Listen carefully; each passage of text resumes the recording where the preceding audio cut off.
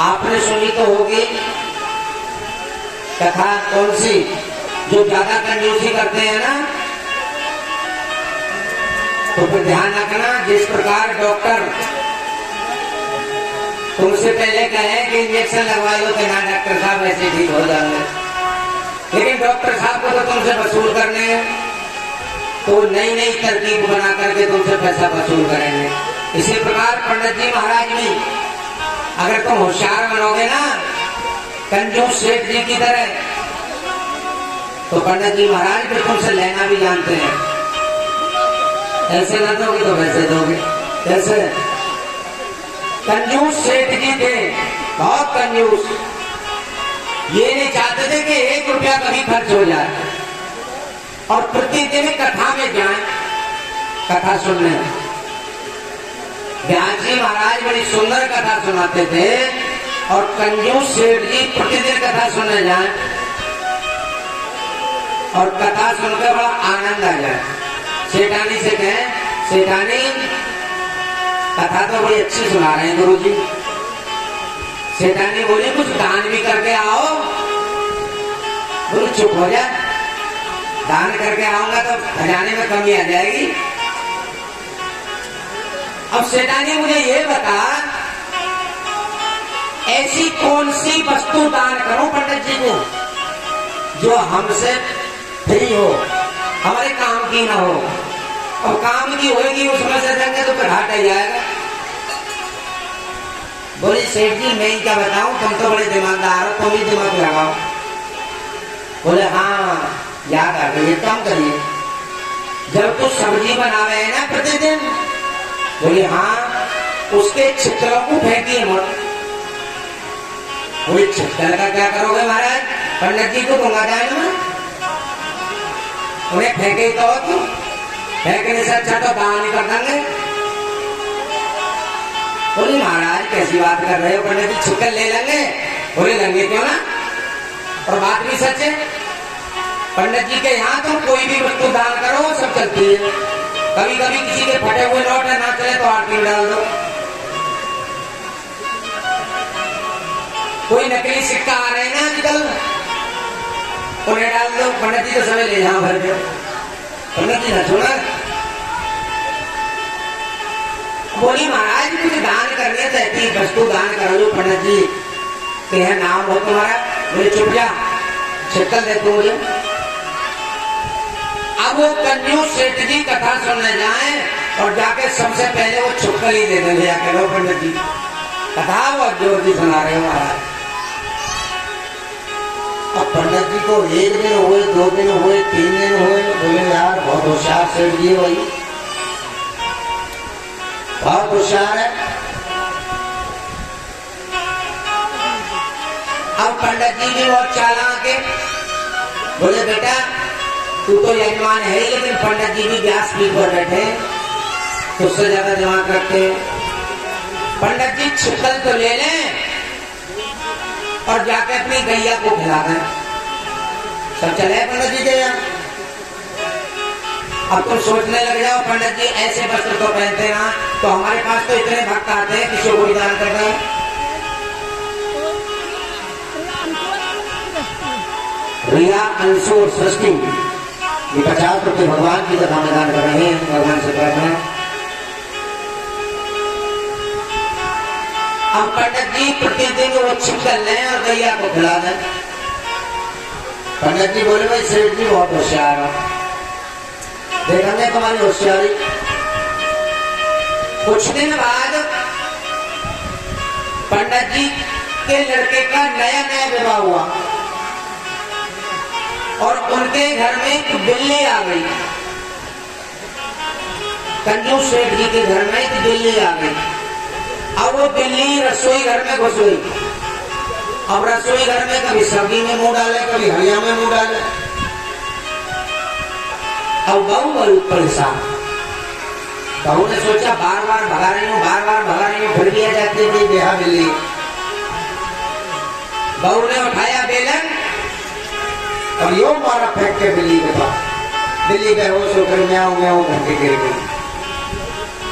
तुरंत वहां पंडित जी आ गए, और जैसे ही बिल्ली गिरी पंडित जी बोले राम राम राम राम राम राम। अरे अपराध हो गया भाई। सेठ जी अपराध हो गया। सेठ जी बोले क्या? बोले पाप हो गया तुम्हारी बहू से। बोले पाप हो गया क्या? अरे बिल्ली तो मर गई। अभी तो तुम्हारी बहू पर कोई संतान भी नहीं है। अब तो सेठ जी घबरा गए। सेठ जी बोले महाराज वंश का सवाल है, अब क्या करूं? पंडित जी कोई उपाय है? तो पंडित जी बोले हाँ बिल्कुल है।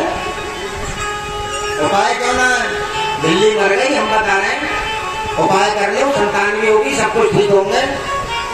बोले उपाय बताओ महाराज।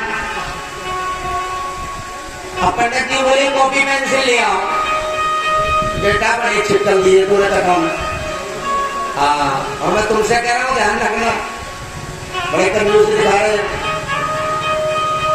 बोले कॉपी पेंसिल ले आए। सेठ जी बोले ले आए। लिखो 50 किलो मूंग की दाल। बोले हैं कहाँ? 50 किलो चने की दाल, 1 कुंटल आटा, 1 कनस्तर तेल। बोले पंडित जी इतने सामान का क्या होगा? तो उपाय है लिख रहे हो तो ठीक है, नहीं तो कलंक लगेगा संतान ना होने की। सेठ जी बोले भयाना तो बहुत है, वो संतान ना हुई तो फिर क्या होगा? बोले जी सेठ जी बताओ सामान कितने का आ जाएगा? गुरु जी बोले अभी तो मेन चीज रह गई। बोले क्या? जैसे बिल्ली मरी है बेटा, अभी तो सोने की बिल्ली लिख रहे हैं हम। बोले मारे गए सोने की बिल्ली? बोले हाँ, लेकिन पंडित जी की सब माया जाल थी। अब सेठानी से बोले महाराज क्या करूं? महारानी बताओ कुछ। बोले कि अभी कह रही कुछ दान कर देख रहो, छिटकल दान करे देख लो। वही पंडित जी है जो कथा सुना में। अब दो कहाँ से दो? बोले भाई देना तो पड़ेगा। अब सेठ जी बोले पंडित जी सामान तो इकट्ठा हो गया लोग। पंडित जी बोले बेटा इसे मेरे घर और पहुंचा काम। छिटकल लेके तो बड़ी जल्दी जाता था तू कथा में, ये सारा सामान उठा कमर पे रख और मेरे घर पहुंचा। बोले वही घर भी पहुंचाना पड़ेगा, ये भी मजबूरी है। अब शेर जी उसको रख करके घर पहुंचाई आए। घर पहुंचा करके जैसे ही वापस आए, पंडित जी ने उठाया जल और जैसे ही बिल्ली पर फेंक मारा, बिल्ली म्याऊं म्याऊं करके उठते से उठ गई। बिल्ली ना मरी। बोले जी महाराज ये क्या था? पंडित जी बोले बेटा बड़ी होशियारी दिखाई तूने, ये सब मेरी करामात थी। ना तो तेरी बहू पे पाप लगा, तेरी बहू पे संतान भी होगी, ना बिल्ली मरी। तेरी कंजूसी जो तू छिटकल लेकर जाता था ना, देख बेटा कथा कोई 10-20 रुपये लेना होती है, लाखों की कथाएं। तेरे घर से कितना सामान पहुंच गया? बोला गुरु जी पहुंच गया 50-60 हजार रुपए का।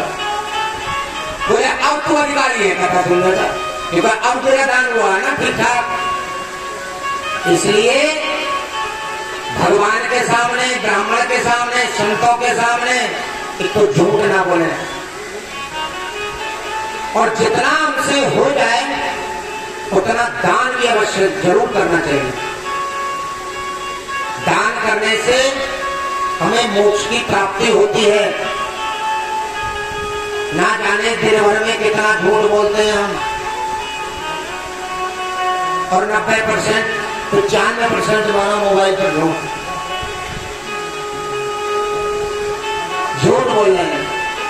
और मोबाइल पर आजकल तो देखो ये भी करते हैं, हेलो ऐसे बोलते हैं ना शुरू में, हेलो कहाँ का शब्द है? अंग्रेजियों का है। तुम सनातनी हो, आज के बाद सभी ध्यान रखें, जिसका नंबर सेव है तुम्हारे फोन में, अगर किसी का फोन आ जाए सीधा बोलो सीताराम राधे श्याम, यही बोलो। सामने वाला भी बोलेगा राधे श्याम। कितनी अच्छी बात है। चाहे वो गुस्से में फोन कर रहा है और तुमने बोल दिया ना राधे श्याम, तो बोलेगा यार क्या गुस्सा दिखाऊं उसे, राधे श्याम। और जो तुम हेलो करोगे ना और सामने वाला अगर तेज दिमाग में तो कहेगा हेलो करिए, बात में फिर मेरी बात सुनो कहेगा ना। और जब राधे श्याम हम कर लेंगे तो नॉर्मल हो जाएगा, राधे श्याम भैया।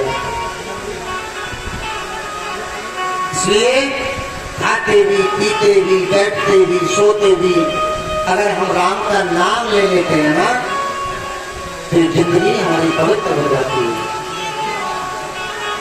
लेकिन आजकल जो सिस्टम अलग हो गया ना, ये खान पीन से हो गया। हमारा और तुम्हारा खान पीन ऐसा हो गया, जैसा खाओगे अन्न वैसे ही होगा ये मन, जैसा पियोगे पानी और वैसे ही बोलेगी ये वाणी। आप खाना खाने के बाद राधे श्याम कीर्तन किया करो, जल पीने के बाद कीर्तन किया करो, तो जल में भी राधे राधे गए, भगवान का भजन नहीं बजेगा। अपने मन को, अपनी वाणी को पवित्र करने के लिए कीर्तन करते हैं, भजन करते हैं, सत्संग करते हैं।